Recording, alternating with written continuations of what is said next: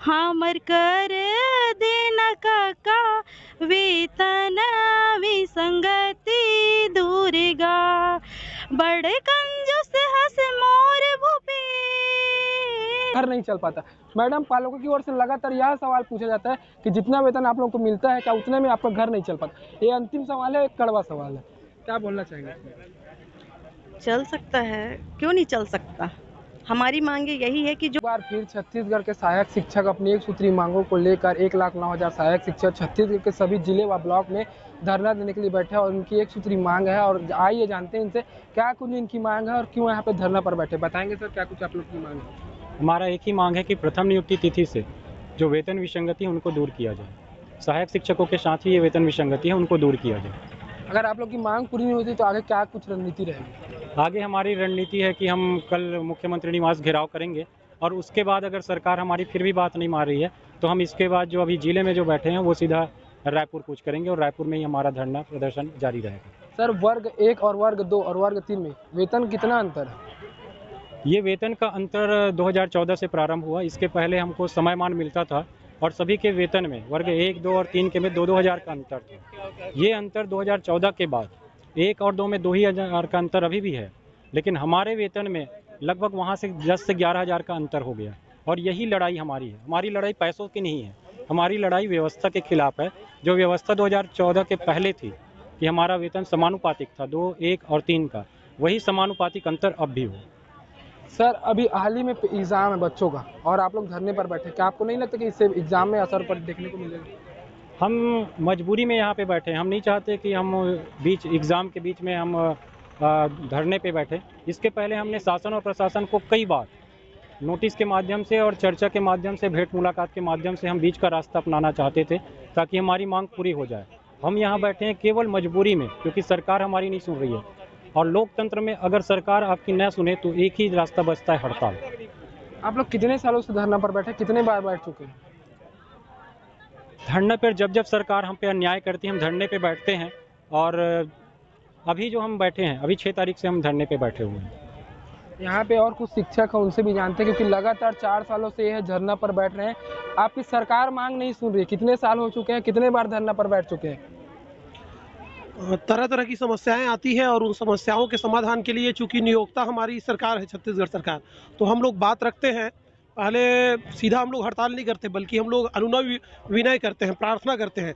अपनी समस्याओं को उन तक लिखित रूप में या प्रतिनिधिमंडल के रूप में जा करके मिलकर बात रखते हैं। उनके द्वारा आश्वासन दिया जाता है।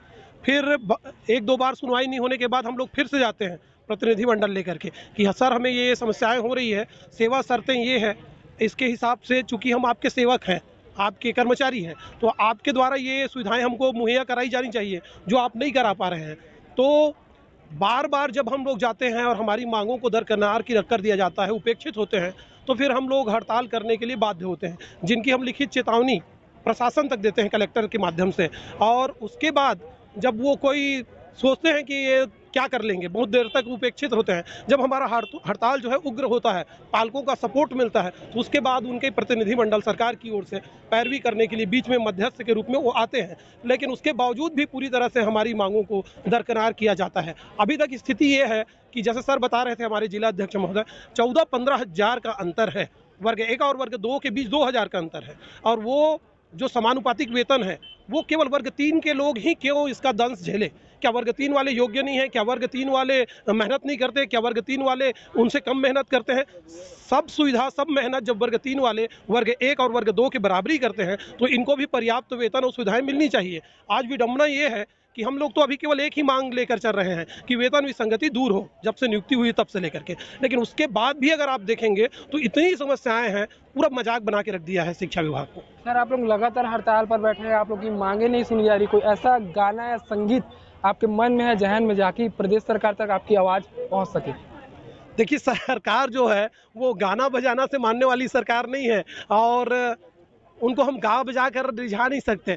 एकदम सही ढंग से उनको भी ये पता है कि हम राष्ट्र निर्माता हैं। शिक्षक होना एक गौरव का विषय होता है और शिक्षक लोग उनसे ज़्यादा चिंतित है बच्चों को लेकर, क्योंकि बच्चों को हम लोग ये नहीं मानते कि ये बच्चे जो हैं वो माध्यम है हमारे वेतनमान का या हमारे पारिश्रमिक जो हमको मिलता है नौकरी के एवज में, हम उनको उनका माध्यम नहीं मानते, बल्कि स्कूल में पढ़ने वाले बच्चों को अपना बच्चा मानते हैं। हम उनको अपना जीवन दे रहे हैं, अपना सब कुछ दे रहे हैं, हम अपने लिए कुछ बचाते नहीं हैं। तो सरकार को मैं ये गाना बजाना के माध्यम से मनाना नहीं चाहूँगा। वो भूपेश बघेल जी छत्तीसगढ़िया मुख्यमंत्री हैं, वो नाचते गाते रहते हैं, वो मैडम शायद उनके लिए आई हैं। मैडम जी, लेकिन सर एक बार अगर छत्तीसगढ़ी में कोई गाना हो जाए शायद प्रदेश सरकार के कानों तक वो आवाज़ पहुंच पाए आप लोगों की। एक बार कुछ कोई दो चार लाइन।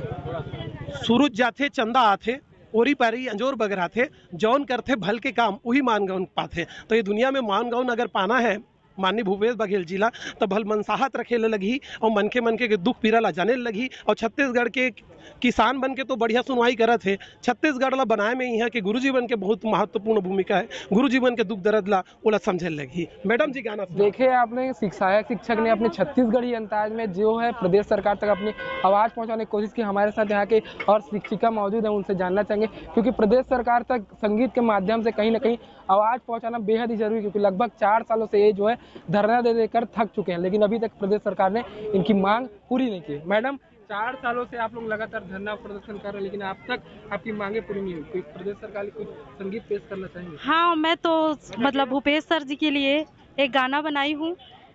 वेतन विसंगति की जो पीड़ा है उसको एक गीत के माध्यम से पहुंचाना चाहती हूँ, जिससे सर भी समझे कि हाँ सही है ये।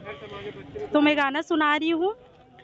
हमर कर देना काका वेतन विसंगति दूरेगा, हमर कर देना काका वेतन विसंगति दूरेगा। बड़े कंजूस हंस मोर भूपेश, बड़े कंजूस हंस मोर भूपेश, काबर हड़ताल तय करात हसना, हमर कर देना काका वेतन विसंगति दूरेगा। न चाही मोला एचिम प्रमोशन, न चाही मोला यूडीटी न चाही मोला एचिम प्रमोशन, न चाही मोला यूडीटी मोला चाही बस क्रमोन्नति, काबर तह तेरे साथ हसना, मोला चाही बस क्रमोन्नति, काबर तह तेरे साथ हसना। बड़ कंजूस हंस मोर भूपेश, बड़ कंजूस हंस मोर भूपेश, काबर हड़ताल तय करात हसेगा, हमर कर देना काका वेतन विसंगति दूरेगा, हमर कर देना काका वेतन विसंगति दूरेगा। न चाही मोला पुराना एनपीएस, न चाही अगला तिथि मोला चाही बस पुराना ओपीएस, दे देना नियुक्ति तिथि लगा।